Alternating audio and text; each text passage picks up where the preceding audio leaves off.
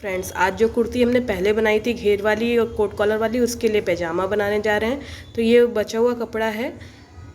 Total कपड़ा हमने 2.5 metre लिया था, लेकिन ये बचा हुआ कपड़ा है। इसका अर्ज 28.5 इंच ही है।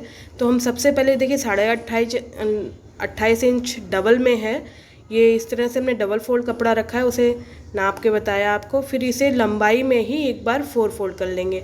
बाज़ार से देखिए लंबाई में डबल फोल्डेड कपड़ा आता है, उसके बाद हमने उसे एक बार और लंबाई में ही डबल फोल्ड। लंबाई में जो 4 फोल्डेड कपड़ा है उसका खुला हिस्सा हमने अपनी तरफ रखा है। तो अगर आप देखें तो ये 14.25 इंच चौड़ाई में है ये 4 फोल्डेड कपड़ा। अब हम इसमें सबसे पहले लंबाई के लिए निशान लगाएंगे। लंबाई जो भी लंबाई चाहिए उससे 5 इंच एक्स्ट्रा लेंगे, क्योंकि ऊपर हम 3 इंच का बेल्ट वाला पोर्शन यानी इलास्टिक का लगाएंगे और नीचे हम लगाएंगे 2 इंच के जो फोल्डिंग होता है उसके लिए।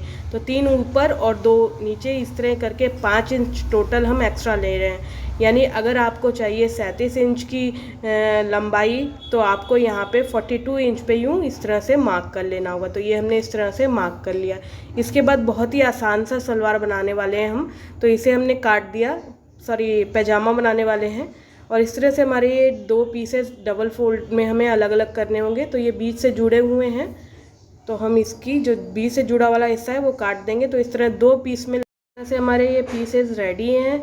ऊपर हमने 3 इंच बेल्ट के लिए रखा है और 2 इंच फोल्डिंग के लिए नीचे रखा है। इसके बाद हम देखिए इस तरह से हमें बेल्ट फोल्ड करनी है।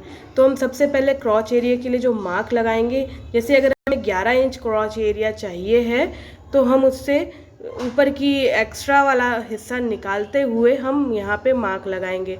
तो ऊपर की फोल्डिंग लगभग 3 इंच होने वाली है, और अगर हमें 11 चाहिए तो टोटल मिलाकर होता है 14 इंच। बट थोड़ा सा सिलाई उलाई मिलाते हुए, मार्जिन वगैरह मिलाते हुए 11 के लिए हम यहाँ पर 16 इंच पे मार्क कर रहे हैं।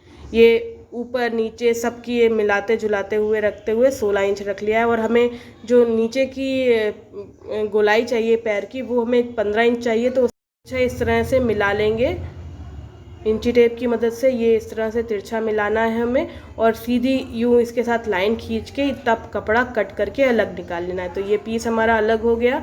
तो ये जो हमारा पीस आया तिरछा कट के, ये हमारा म्यानी का काम आएगा। हम इसमें अलग से म्यानी लगाने वाले हैं। तो ये म्यानी इस तरह से यहाँ लगेगी। तो जैसे हमारा कपड़ा ये टोटल यहाँ 16 इंच का है, ऊपर की फोल्डिंग हमारी अलग से है, तो हम ये म्यानी जो रखेंगे, ये हम रखेंगे अपनी 14 इंच।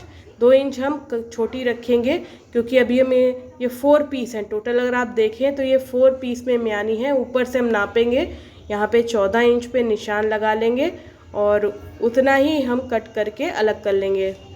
ऊपर की 3 इंच हम छोड़ रहे हैं, 13 इंच पे ही मार्क कर लेंगे। हम ज़्यादा नहीं करेंगे, 11 इंच ही ले रहे हैं हम। तो हम इस तरह से कट कर लेंगे। ये म्यानी आप बढ़ा घटा अपने हिसाब से सकती हैं। तो हमने यहाँ 11 इंच लिए, क्योंकि हमें बहुत ज़्यादा लंबी लग रही थी 13 इंच भी, तो हमने उसे थोड़ा छोटा कर लिया। अब ये 4 हिस्सों में है म्यानी। ये जब खुलेगी तो ये इस तरह से ये म्यानी हमारी लगेगी। तो आपको दिखाते हैं म्यानी हम लगाएंगे कहाँ पे। बहुत ही परफेक्ट सी ये म्यानी यहाँ पे जब आएगी तो एकदम बाज़ार जैसा ही लुक आएगा। बट इसमें कंफर्ट आपको बहुत मिलेगा, क्योंकि म्यानी से मजबूती भी पैजामे की बढ़ जाती है और कंफर्टेबल भी हो जाता है। तो ऊपर हम फोल्डिंग करेंगे और 11 इंच की हमने म्यानी काट ली है। अब हम इसकी स्टिचिंग की ओर चलते हैं। स्टिचिंग भी बहुत ही आसान और बहुत ही फास्ट होने वाली है। सबसे पहले हम म्यानी ही सिलेंगे। तो ये म्यानी वाला जो पोर्शन है, ये एक तिरछा पोर्शन होता है और एक सीधा। तो जो सीधा पोर्शन है वो ही 2 पीस हम आपस में इस तरह से जोड़ लेंगे। 2 पीस एक के ऊपर एक रखे, और ये सीधा वाला में इस तरह में 2 पीस म्यानी के मिल जाएंगे जो आपस में जुड़े हुए हैं। उनके बीच वाली सिलाई पे हम दाब सिलाई दे लेंगे। दोनों ही म्यानी तो हमारी रेडी हो गई। अब हम इसमें जो पहचे हमने कटे थे, यहाँ पे देखिए हमने मार्क किया है 16 इंच का। इसी पॉइंट से हम लोग ये म्यानी जोड़ना है। तो पहले हमने एक पहचा ले लिया है, 2 पीस बने पहचे के, उसमें के एक पीस लेके जहाँ पे हमारी ये 16 इंच का मार्क था वहाँ से ले जाते हुए ऊपर तक ये म्यानी सिल देंगे। ये म्यानी का तिरछा हिस्सा है हमारा जो हम सिल रहे हैं, और बीच में हमारा सीधा हिस्सा था। तो इसे ऊपर तक इस तरह सिलते हुए जाएंगे। ये देखिए एक म्यानी सिल गई हमारे एक हिस्से में। अब इसी हिस्से के जो दूसरा साइड का हिस्सा है, ये देखिए ये म्यानी जुड़ गई। यही म्यानी अब इसी पहचे पे दूसरे साइड से जोड़ देंगे, जहाँ 16 इंच का मार्क है वहाँ। तो एक ही पैचे में इस तरह से हमारी दोनों म्यानी जुड़ जाएंगी अलग अलग तरफ से। ये बहुत ही इंपॉर्टेंट है, ऐसा ना हो कि पलट जाए, इसलिए हम आपको बता रहे हैं एक ही पैचे में पहले दोनों म्यानी जोड़ लीजिए, बाद में दूसरा पैचा इसमें दोनों साइड से जोड़ेगा। तो ये दूसरी एक ही पीस में ये म्यानी जुड़ गई। अब दूसरा पीस लेंगे और दूसरे पीस को जो मार्क है 16 इंच का वहाँ रखते हुए हम ऊपर तक सिलेंगे। ये ऊपर तक सिलना है हमें, यहाँ म्यानी के साथ साथ ऊपर दूसरा पैचा भी आपस में जोड़ना है। तो ध्यान दीजिएगा, ये देखिए हमने ये म्यानी सिलना शुरू की, ये हम हटा देते हैं और ये इस तरह से, ये देखिए पहले नीचे म्यानी दिख रही है तो पहले ये म्यानी सिलेगी, उसके बाद दूसरा पैचा जो जिसमें म्यानी जुड़ी है वो भी इसमें जुड़ जाएगा ऊपर तक। तो ये देखिए ये म्यानी, ये ध्यान से सिलना है कि कहीं कपड़ा छूट ना जाए। तो इस तरह दोनों पहचे भी आपस में, इस तरह से म्यानी दोनों पहचों के बीच में आ गई है। अब जो दूसरी तरफ की म्यानी है उसमें भी हम दूसरा पैचा हम इस तरफ ऊपर से शुरू कर रहे हैं। अभी हमने म्यानी की तरफ से शुरू किया था, आप दोनों तरफ से किसी भी तरफ से शुरू कर सकते हैं। अब देखिए हम ऊपर से शुरू करेंगे, वो दोनों तरफ से आपको दिखा, ऊपर से शुरू करके नीचे को जा रहे हैं। अभी हमने इससे पहले वाला जो तरफ जोड़ा था उसमें नीचे से ऊपर को गए थे। जैसा आपको मर्जी हो आप वैसे कर सकते हैं, बस म्यानी दोनों पीसेस के बीच में इस तरह से जोड़नी होती है। आप चाहे तो यहाँ दाब सिलाई भी दे सकते हैं, वरना ये ऐसे भी सही रहेगा। तो ये हो गया।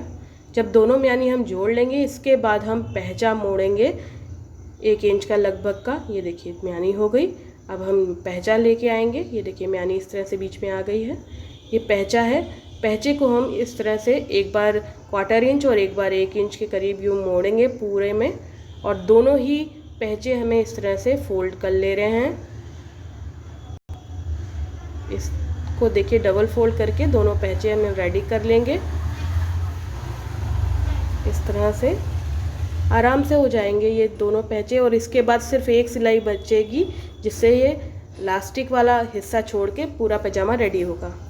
पैचों की नीचे की सिलाई हो गई। अब इसे हम डबल फोल्ड करेंगे इस तरह से, और 1 इंच मार्जिन देते हुए पैचों को, ये जो बीच की सिलाई होती है पैजामे में वो हम दे रहे हैं। ये देखिए ये लॉक हुआ, और हम इसको इस तरह से बीचों बीच में जो सिलाई होती है पैजामे में तो वो पूरी ऊपर तक सिलते हुए जाएंगे।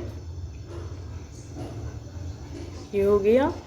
देखिएगा अभी म्यानी पर म्यानी बैठनी चाहिए, सिर्फ इसमें ये चीज़ ध्यान में रखने की है कि जो म्यानी आपने लगाई वो बीचों बीच में, ये देखिए म्यानी पे म्यानी बैठ रही है, और इस को एक पहचे से स्टार्ट करके म्यानी से होते हुए दूसरे पहचे तक हम यूँ सिलते हुए जाएंगे। और यहाँ के बाद हम लास्टिक ले लेंगे, कमर की माप से 10 से 12 इंच छोटी लास्टिक लेंगे और उसे इस तरह से बीचों बीच से लॉक कर देंगे, जिससे ये गोलाई में आ जाएगी। लास्टिक हमने मजबूती से जोड़ ली है। इसके बाद ऊपर का हिस्सा लेंगे और उसे देखिए, ये हमारा पैजामे का ऊपर का हिस्सा, उसे एक बार फोल्ड किया और फिर लास्टिक के ऊपर से ले जाते हुए एक बार नीचे फोल्ड कर लिया। याद रखना है हमें सुई लास्टिक के थ्रू नहीं गुजारनी है, यानी अभी सिलाई लास्टिक पे नहीं होनी चाहिए, क्योंकि अगर लास्टिक पे हो गई तो लास्टिक फिर रुक जाएगी और खींचेगी नहीं। क्योंकि अभी हमें यहाँ पर लास्टिक तो छोटी होती है और कपड़ा बड़ा, तो उसके लिए हमें लास्टिक पूरी चाहिए। तो ये देखिए सुई अंदर ही है हमारी, और हमने इस तरह से फोल्ड किया है कपड़े को कि लास्टिक पे सुई नहीं छुएगी, बस हम कपड़ा सिल रहे हैं, यानी लास्टिक के ऊपर का कवर बना रहे हैं हम लास्टिक को अंदर रखते हुए। ऐसा करने से लास्टिक अंदर मुड़ती नहीं है। अगर आप बाद में थोड़ा सा होल छोड़ के इस तरह फोल्ड कर लें और उसके बाद लास्टिक डालें तो कभी कभी लास्टिक अंदर मुड़ जाती है। ये प्रॉब्लम ऐसे करने पे नहीं आती। अब देखिए लास्टिक हम खींच लेंगे और फिर से फोल्ड करके और सिलते हुए जाएंगे। लास्टिक खींच के इस तरह, क्योंकि लास्टिक छोटी हो जाएगी और कपड़ा बड़ा हो जाएगा, क्योंकि कपड़ा ज़्यादा है ना, तो इसलिए इसको इस तरह से सिलना है कि लास्टिक पे सुई ना आए। हमने पूरी सिलाई कर ली। अब हम इसे कस के खींच लेंगे जिससे डिस्ट्रीब्यूशन क्लॉथ का पूरी जगह पूरी तरफ यूनिफॉर्म हो जाए। अब सुई को अंदर रखा है और देखिए दोनों साइड से खींचते हुए कपड़े को, यानी लास्टिक को स्ट्रेच करते हुए हम सिलेंगे, जिससे यूनिफॉर्मली डिस्ट्रीब्यूट होगा कपड़ा पूरे में, और लास्टिक के साथ इस तरह से सिलाई करना है। देखिए खींचना है, दोनों हाथों को यूज़ करना है और इस तरह से सिलना है। खींचना है और दोनों हाथों को यूज़ करना है। पूरे गोलाई में हम ऐसे करते हुए एकदम बाजार जैसा हम इलास्टिक लगा लेंगे। पूरी गोलाई में सिल लिया है। अब हम धागा कट कर लेंगे और फाइनल लुक आपको दिखाते हैं इसका। ये हमारे पैजामे का फाइनल लुक बहुत ही कंफर्टेबल और इजी है ये। अगर आपको ट्यूटोरियल अच्छा लगा तो इस वीडियो को लाइक शेयर ज़रूर कीजिएगा, और चैनल पे नए हैं तो आए हैं तो सब्सक्राइब बटन दबा के बेल आइकन ज़रूर दबाइएगा। Thank you.